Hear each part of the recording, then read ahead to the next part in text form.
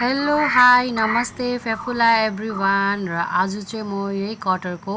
सब्जी बनाएर देखाउने छु तपाईँहरूलाई सो स्टे ट्युन गाइज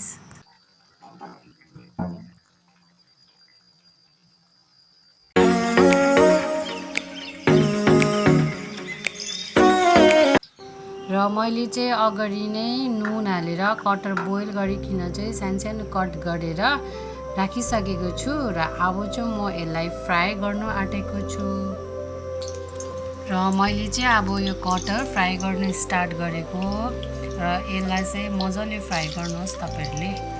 यसको कलर ब्राउन भइन्जेलसम्म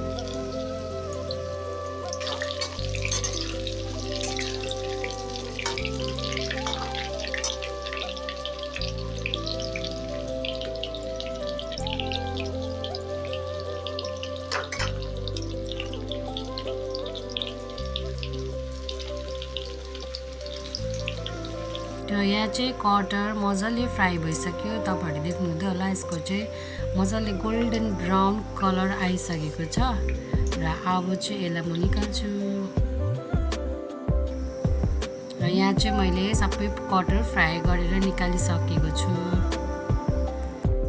र यहाँ चाहिँ मैले दुईटा प्याज ग्रेट गरिसकेको छु अनि साइडमा खोर्सानी छ र दुईटा टमाटो पनि मैले ग्रेट गरेर राखिसकेको छु र मैले चाहिँ यहाँनिर 5वटा आलु अगाडि नै बोइल गरेर राखेको थिएँ र यसलाई चाहिँ म म्यास गर्दैछु किनकि यसको चाहिँ ग्रेभी थिक आउँछ सो म चाहिँ अब यो आलु चाहिँ म्यास गरेर कटरमा मिलाउने छु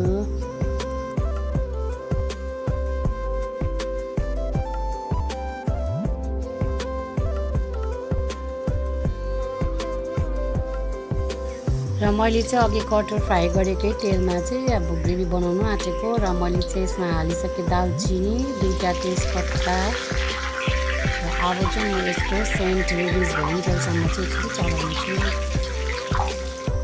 त्यसको बादमा हाल्दैछु म हरियो खोर्सानी त्यो चाहिँ अघि मैले काटेर राखेको थिएँ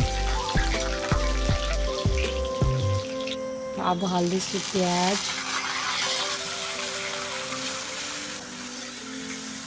र प्याजलाई चाहिँ तपाईँहरूले मजाले भुट्नुहोस् गोल्डन ब्राउन कलर आइन्जेलसम्म भुट्नुपर्छ प्याजलाई चाहिँ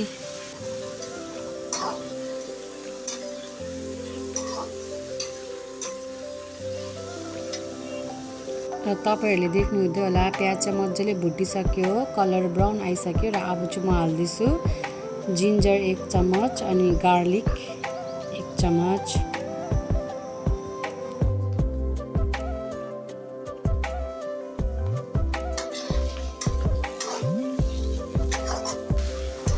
र म चाहिँ यो मसलालाई मजाले मिक्स गर्दैछु र अब चाहिँ म यसको बादमा हाल्नेछु हर्दी र त्यसपछि हाल्दैछु म 1 चम्मच जिरा 1 चम्मच धनियाँ अनि 1 चम्मच गरम मसला पाउडर र यसलाई मजाले चलाउनु पर्छ फेरि मजाले भुट्नुपर्छ र फेरि हाल्दैछु म 1 चम्मच तिखा लाल 1 चम्मच डेगी मिर्च अनि मसलालाई मजाले मिक्स गर्दै भुट्नुपर्छ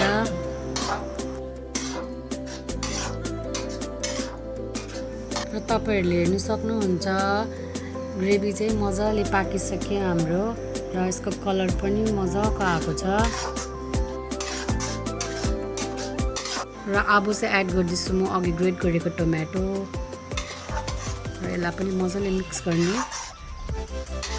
मजाले पकाउने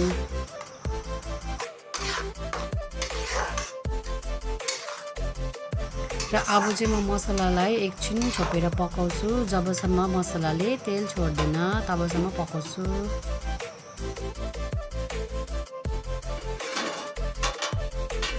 र अब चाहिँ हाम्रो मसला पनि मोटामोटी मजाले पाकिसक्यो र अब चाहिँ म म्यास गरेका आलु हाल्दैछु र यसलाई पनि मजाले मसलासँग मिक्स गर्दै भुट्ने हो एकछिन आलुलाई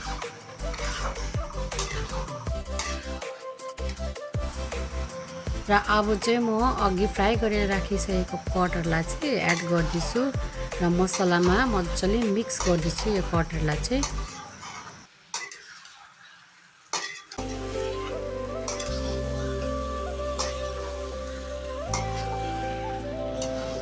र तपाईहरुले देख्नु हुँदै होला कटर चाहिँ मजाले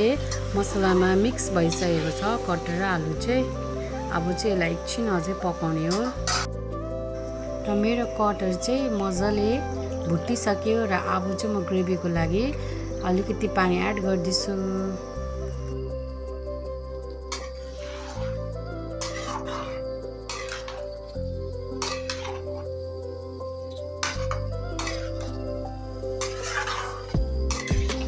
र मैले चाहिँ पानी एड गरिसकेको छु र अब चाहिँ म यसलाई एकछिन उम्लिन दिन्छु र यसलाई छोपेर पकाउने छु र अघि चाहिँ मैले नुन हाल्नु बिर्सेछु सो अब चाहिँ म यसमा नुन एड गर्दैछु तपाईहरुले चाहिँ अगाडि नै एड गर्नु होला मैले त्यो बिर्सेछु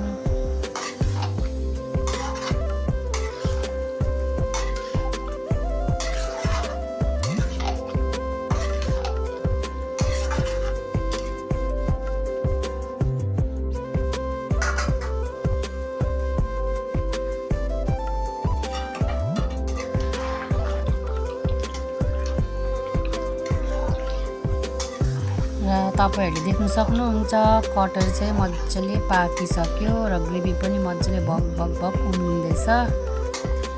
र मैले चाहिँ अघि नै धनिया काटेर राखेको थिएँ र अब चाहिँ म यसलाई धनिया हालेर गार्निश गर्दैछु र तपाईहरुले कुनै पनि रिच ग्रेभी भएको सब्जीमा धनिया हाल्नुभयो भने चाहिँ यसको टेस्ट अझै इन्हान्स भएर जान्छ र सो म चाहिँ तपाईहरुलाई धनिया हाल्नुहोस् भनेर रेकमेन्ड गर्छु